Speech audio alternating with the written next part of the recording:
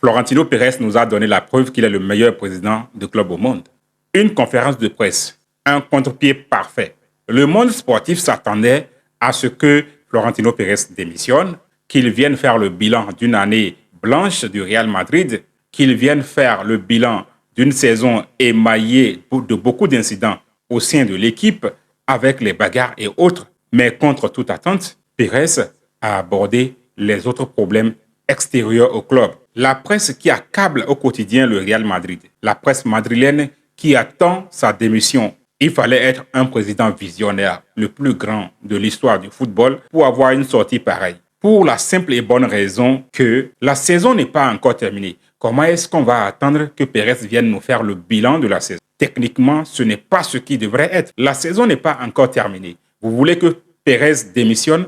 Donc le Real Madrid est-il autant en crise pour que son président démissionne avant même la fin de la saison? Mais qu'est-ce qu'on attend? Qu'est-ce que vous pensez? Comment est-ce que vous pensez qu'on peut gérer une institution comme le Real Madrid? Ce n'est pas une petite entreprise, je vous en prie. Pérez a fait une sortie qui a pour objectif de redorer le blason du Real, qui a pour objectif de rappeler aux uns et aux autres que le Real fait face à beaucoup de défis. Et le Real est le seul club qui a porté l'affaire Negreira depuis son début. Le plus grand scandale d'arbitrage en Espagne, personne n'en parle. Les gens cherchent à étouffer cette affaire. Ces mêmes arbitres qui ont été coupables d'avoir reçu des pots de vin du FC Barcelone pendant des années sont là à siffler des matchs. Pérez appelle aux élections. Pérez appelle aux élections. Mais c'est courageux. Alors que son mandat finissait en 2029, Pérez appelle aux élections. Et ceux qui pensent qu'ils sont capables de gérer le Real Madrid, qu'ils viennent lui faire face. Mais lui demander de démissionner, il dit non, tout simplement. Et je pense qu'il a raison. Si les gens pensent qu'ils ont les meilleurs arguments, allons aux élections. C'est démocratique, c'est les socios qui désignent leur président.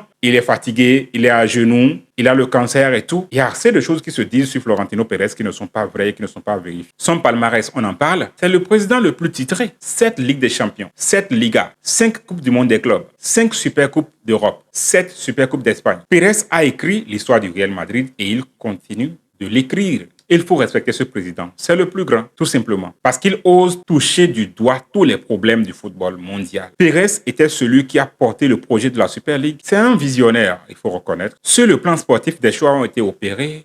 Certains n'ont pas été concluants. Et le moment viendra où, forcément, Pérez va aborder cela. Peut-être avec la nomination du nouvel entraîneur qui viendra très bientôt. Mais reconnaissons que les problèmes les plus importants à gérer étaient vraiment au programme de cette conférence de presse. Alors, dites-moi ce que vous en pensez, donnez-moi vos avis en commentaire, abonnez-vous, likez la vidéo et partagez-la. À très vite.